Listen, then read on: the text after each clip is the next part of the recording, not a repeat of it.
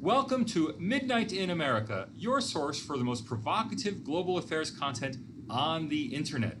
This week's guest is Simon Littlewood, president of ACG Global, who joins us to discuss the decline of civil discourse and the advent of a new Puritanism. It's midnight in America, 4 p.m. in Sydney, Australia. Simon Littlewood, what time is it where you are? Well, it's noon in Singapore, and Mad Dogs and Englishmen go out in the midday sun. And it's massively hot here. It's about 100 degrees, and I'm staring at the terrace right now. And thank you very much for speaking in real degrees, because even after 10 years in Australia, I still don't do Celsius. Okay. So what's Celsius? We should probably start. You are an Englishman in Singapore, and we should probably start with that. I think it's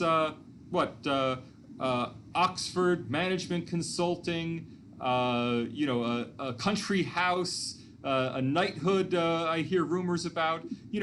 Tell us a little, BBC commentator. Could you tell us a little bit about your career and what brought you to Singapore? Well, I've always been both a writer and a company advisor. So I came here to set up a consulting business which helps multinationals get into the emerging markets of Asia, and that was 25 years ago, and I kind of stuck.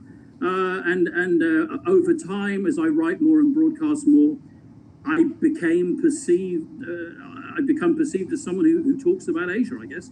Mostly that's business and economics, although obviously not to the same degree of professionalism as you, but also politics as well.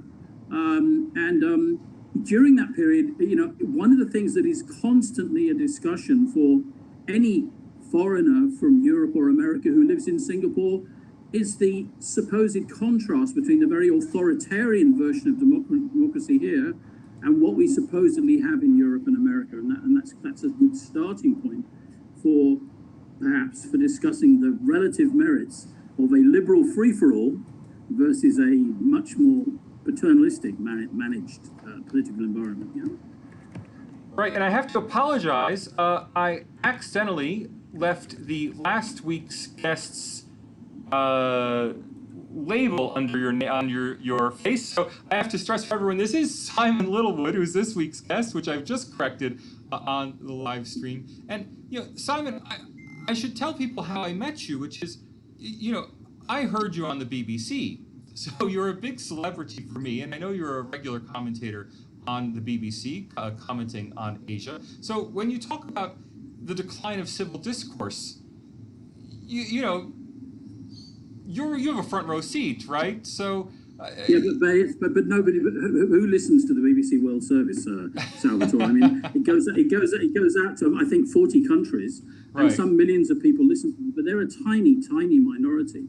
What is civil discourse? Civil discourse is the ability for people with widely differing views to discuss those differing views in a civil manner, right, and to have the possibility that one or other of them might actually come out of it with a slightly different perspective. Because if you don't have that, you really have nothing at the center of democratic debate. And I came at this. You described me correctly as an itinerant Englishman. I'm also a classicist.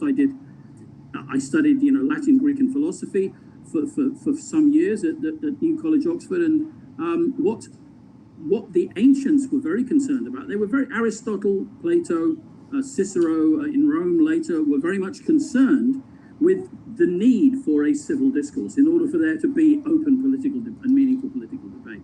Right. Interrupt me if you want, otherwise I'll just rattle on. No, I'm thrilled to hear it. So please. So what they essentially said, and I think this brings us right back to where we are now, is they said that the likelihood of having a meaningful debate, if you resorted to name calling, ad hominem attacks, scurrilous rumors, emotional appeals to prejudices and those kind of things. Right. They recognized firstly that those kind of appeals were extremely effective in the political arena, and secondly that they did not lead to good outcomes, and that the more that your debate could be focused on the cognitive side, and again you're probably better equipped to talk about that than I, because there are now many cognitive sciences that actually look at the difference between emotive and cognitive decision making. And if you don't situate your decision making firmly in the cognitive arena, you make bad decisions. You also end up having lots of wars, which is another unpleasant outcome of lack of civil discourse. Yeah. But so, here, here being in Singapore must be an interesting seat from which to argue this, because I lived in Singapore for 6 months, but you've been there for, you said, more than 20 years. 25 years. 25 years. In my experience, Singapore, of course, is not the same kind of vibrant, open public arena as you would find in the US or UK. But on the other hand, it is a much more civil public arena, in which if you want to have let's say a high quality debate, if you want to carry signs and speak on megaphones in the streets in Singapore, that's a problem. But if you want to have a serious debate, Singapore might be a better place for that than London or New York. You could. Depends what you define as a debate. I mean, you could compare. If you want to compare, the model in Singapore, you could compare it with a paternalistic Confucian China model, and you've actually written about that very compellingly. Or you could look at it as straight out of Plato's Republic, where he says, how do you run a state? Well, most people aren't capable of making good decisions. So you have a bunch of people called the guardians, who are highly educated, who are specifically trained in order to do this kind of thing, and you put them in charge. Other individuals have only very limited qualification to make to contribute to this discussion. Of course, Cicero then subsequently asked, Quiscus, who will guard the guardians? Because the problem with that model is that they acquire so much power. This is arguably a question in China at the moment, but they acquire so much power that it becomes impossible to get rid of them. But the journey that I have made since you talk about Singapore is, when I came here, I was a typical scoffing Westerner. I said, oh, look, there's no freedom of the press. I can't read about anything in the newspaper. There's no real open dialogue in the political arena. Anyone that vociferously condemns the government is likely to be arrested, and so on and so forth. And that partisanship, which is very common among foreigners here, most of whom come and go in a couple of years, or 6 months in some cases. It's very common to hear that from foreigners. But if I now look at the state of political debate in, say, the United States or the UK, and I compare the level of rational decision-making in the political and economic arena with America in the UK, and I compare that with Singapore, I have to say I have come round much more towards this model of Singapore, because whatever else you say about Singapore, you have continuing economic growth trajectory, almost no unemployment, and you have very low levels of crime. You could argue, I might argue that you haven't decided yet. The lack of, it's a like Boris one, Johnson, you're mooting both sides of this debate before coming down on one. The reason that I hesitate is Lord Acton. Power corrupts, absolute power corrupts absolutely. That's the same reason that the Chinese abolition of term limits concerns me, because the reality is that although the great benefit of a situation like Singapore is the government has to make decisions based on the fact that it's likely to be in power in 20 or 30 years' time, and therefore cannot make irresponsible decisions about how it will spend money to goose up the electorate. It has to make responsible medium-term decisions. The problem is that over time, that ruling elite becomes so used to the notion that it and it alone should be allowed to govern, that it becomes completely unwilling to contemplate giving away the reins of power. And that's always been the sort of the overwhelming closing argument that people have used to support elective democracy, effectively. So that's the conundrum that I'm in. I have no doubt that this system is more effective. I have no doubt that if you looked at China and you looked at the level of social progress made, you would have to argue that China has done far more for social justice in the last 20 years than has, say the United States, the richest nation on earth. So I ask myself, which is the higher good, Right. And then I ask, I'll be interested in your view on this. I mean, because you've looked at both China and Singapore. Is there a danger that we're never going to get rid of President Xi? Well, I mean, I'm a Democrat through and through. I'm not English, I'm American. And I'm willing to accept that I'd rather have democracy than good policy. And so, I don't tell people that democracy produces the best outcomes. I tell people that I think democracy is valuable in itself. Your view is a logical outcome of the conundrum that I've just posed, because yes, you have to. So you accept that you have to accept that there are bad policy. There's bad policy and bad policy, Salvatore. There's policy that deprives you of 10 pence in the pound as the income tax goes up, and there's policy that effectively arranges for foreign missiles to be raining down on your garden. Right. When you say bad policy, do you set any limits on that? For me personally, no. I'm an old, in the ancient Greek debate, we have the Thucydides lays out the folly of democracy in Athens, and to some degree contrasts it with the sound decision making in Sparta, and he doesn't take a position on which one is right or better. For me, I value democracy in itself, and if the ship's going to go down, let's at least let the ship go down, as a nation. Not my goodness. But I'm an extreme Democrat, and I admit it. But I want to get back to you, because I'm on this program every week. You're on this program this week. You expressed concern about the declining quality of civil discourse, but are you more concerned with it in the U.S. and UK, in continental Europe, where I think the new Puritanism is probably stronger in continental Europe than it is in the US or UK? Or are you concerned with it in Asia, where, civil discourse has always been civil, but always been light on the discourse?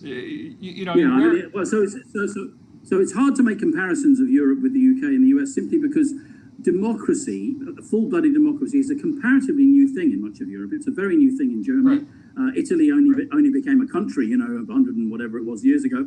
So the benefit of talking about it in the context of the UK or America is that the America's had a version of democracy right from the beginning. The UK's had it for hundreds of years. In terms of civil discussion, I'm sorry. The UK's had liberty. I wouldn't quite say democracy as an ideal for 500 years. But we can debate. It depends.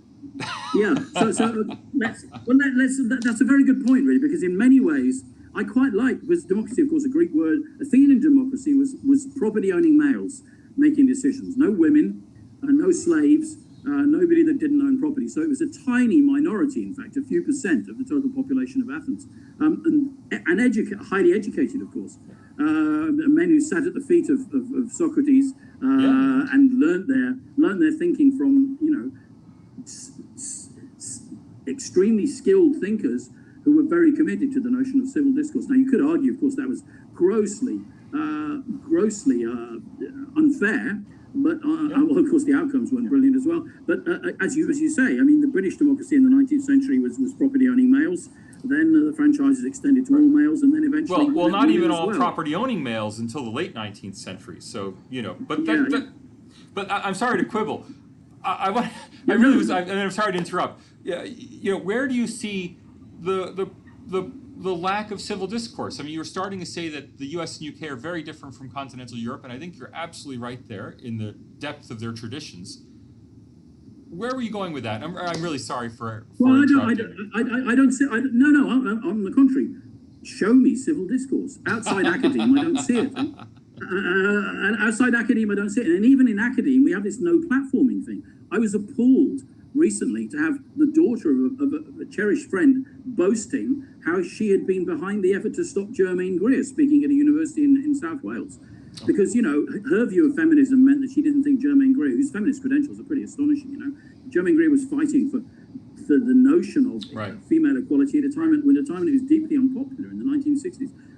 She was proud that she'd no platform term, the notion that, so the effect of of the polarization of debate is that we now inhabit silos where we only talk to and listen to people that share our own views. Right. We do not find ourselves, nor are we encouraged to find ourselves, environments where we have a structured discourse where we're looking to learn from that discourse. So, and the danger is, of course, that unscrupulous politics, and we've got lots of evidence of this now in the UK and in America, can very effectively leverage this kind of situation using social media to bring about particular outcomes which are neither rational nor civil. Right. In terms of the way that they arise, and of course, politics has always been ugly. I mean, I've no illusions about that. There's always been ad hominem attacks in British politics. You've only got to look at the political cartoons of the 18th century or even earlier, where there are horrible, sexual imagery around leading politicians and so on and so forth. Perhaps even more than than now. But the reality is, I do not see civil discourse in the media. I do not see it in the House of Commons. And I certainly do not see it in the American bi-party system. Right. I don't see it. I see very entrenched positions. I see a total lack of interest in hearing anyone else's positions. In fact, leading politicians say, we're not going to work with that guy. We're not going to listen to a thing he says. We're going to undermine absolutely everything. There is a completely brazen admission that we are not prepared to even entertain the notion of civil discourse because we are so committed to our perspective. I think that's very dangerous.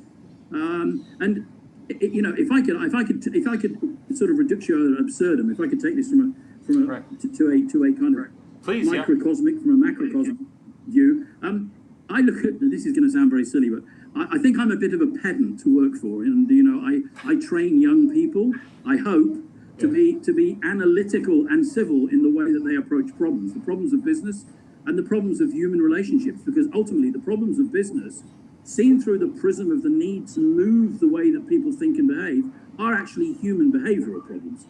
Time and time again, the structures and the changes that you need to improve a situation in business are actually pretty easy to discern. What's much tougher is taking humans through the process where they acknowledge that and are prepared to embrace it. Basic things like the use of email. Let's talk about email. I am mad and probably terribly regressive because I insist that every email should have a particular structure. It should be written like a short letter. It should say, dear. And the first thing it should have in it is a compliment. No, bear with me, because manners maketh man, okay? This is really the point. How do you sit down and have a discussion with somebody you despise? An Israeli with a Palestinian with an Israeli, a Serbian with a Croat. You, first of all, try and find something about them that you can compliment, and I insist that emails in my company are written on that basis. It was nice of you. I very much appreciate it. Then you get to the meat in the sandwich, which is to posit something that maybe they are going to be uncomfortable with, and then you close it with a further compliment and an invitation for further discussion. Now, I know this. I probably, you talk about me being on the BBC. I think they have me on the BBC because they're all falling over themselves laughing at me because of my attachment to ancient ways of thought and behaviour. Like being polite. Like writing in a considered and polite way, like looking for common ground and listening to people. I learned, my alma mater, I was a callow, arrogant undergraduate, 21, 20, whatever. What the hell did I know? The philosophy don at my college was a world famous philosopher. And there I am, I'm sitting in a room, and here is a man whose name is a household name throughout the world. And he's listening to my awful undergraduate essays. Is he saying, oh, God, give me strength? No, he's not. He's listening to what I have to say, and he's answering me point by point in an incredibly humble way. So where I'm going with this is, the other thing is that people who are at the top of whatever tree they've decided to ascend need to be open to the fact that they don't know everything. And I don't see that. I see now that we actually have a culture where we're entitled to congratulate ourselves on the basis of the fact that we've made money, on the basis of the fact that we've achieved renown, and so on and so forth. I don't think that's helpful either. I'm meandering a bit now, You are, but I'm not an academic. But I think you're meandering in the right direction. It's something I'm very committed to is the idea that if we're going to have a civic arena, if we're going to have an arena for debate, then we have to take each other seriously, even if people don't have a particular credential or a particular degree, or they didn't go to the right university. All of the opinions have to be, all.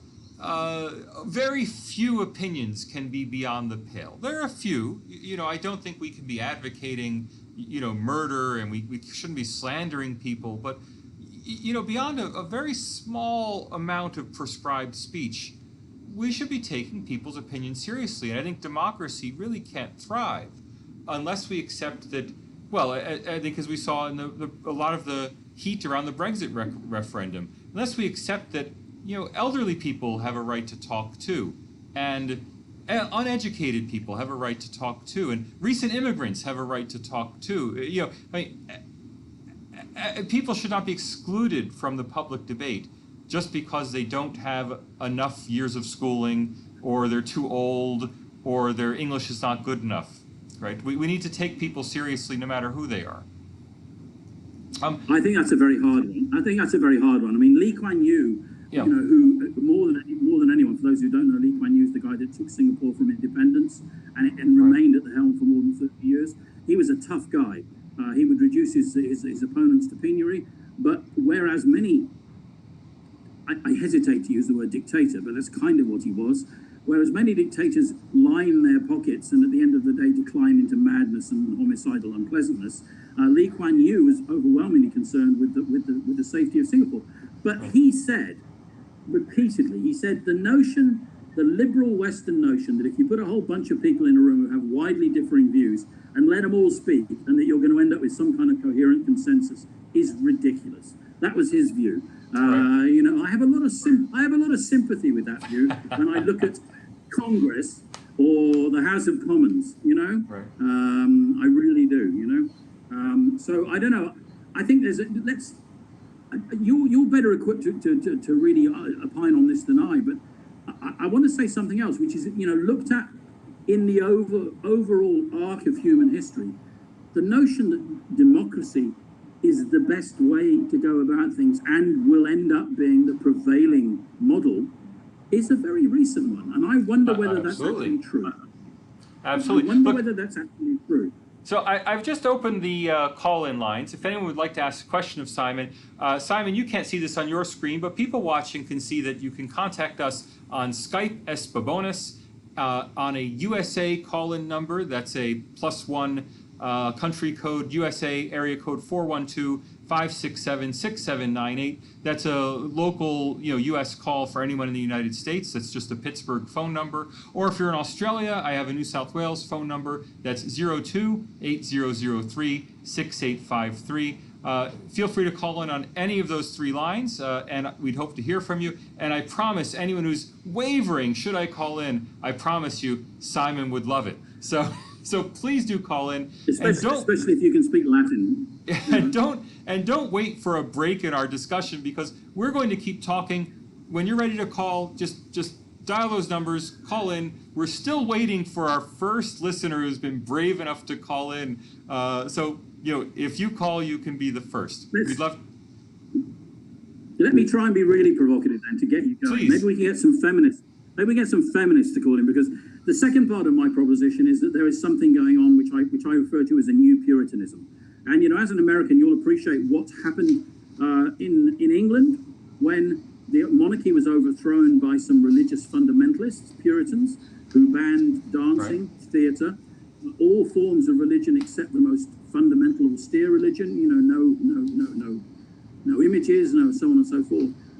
Over time, the English people got deeply unhappy with this, because actually we're a fairly licentious lot at heart. We wanted to get drunk and dance and fornicate.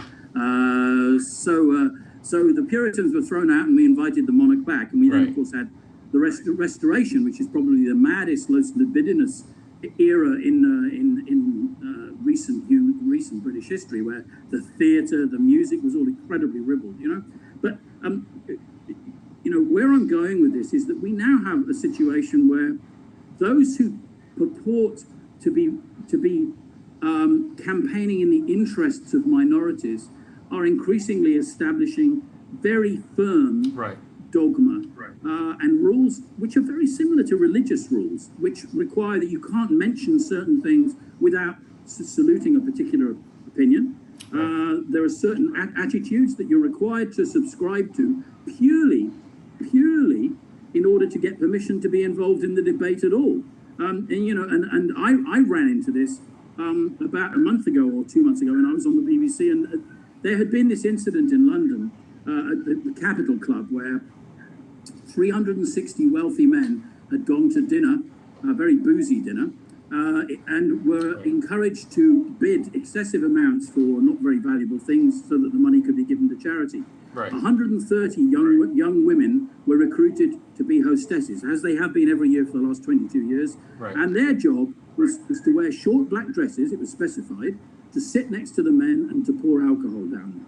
Now, two undercover reporters, that is women reporters from the Financial Times of all things, attended this and then reported it as being the most gross exploitation of women. As a result of which the event was shut down and charities returned the money that had been given to them. When you examined the nature of the allegations that were being made, they were absurd. I mean, in essence, these were adult women, one of whom I noticed, who appeared prominently in the stories which said how dreadful it was, had done this event 11 times previously. So the notion of yes, had been a hostess at many previous events. So I mean, where I'm going with this is, of course, everyone should be treated with respect, but the notion that it was coercive, and this is what's particularly pernicious, because we have educated women saying that the women that do this kind of thing are either being abused, and if they can't see that they're being abused, they need to be helped to understand that they're being abused. The most astonishing infantilization of women. Now, where I'm going with this is that I essentially was not allowed to express an opinion on the BBC, which said, because the second this came up, everybody on the conversation, oh, terrible, absolutely awful, those men should be shot. And I said, well, excuse me, can men and women not go out together and sit and have a bawdy dinner and get drunk and maybe even go off and make love? Is that now anti-feminist? Because that's the climate of debate that we now find ourselves in, And whereas many people have agreed with me privately that this is a storm in a teacup, I've had nothing but vilification, on Twitter and in the media for daring to suggest that actually, women can choose how they spend their evenings, just like men, and that it is ridiculous and demeaning to turn these things into a way to demonize men, to separate and isolate, to accentuate the differences. So my great hope is that someone will call in, as you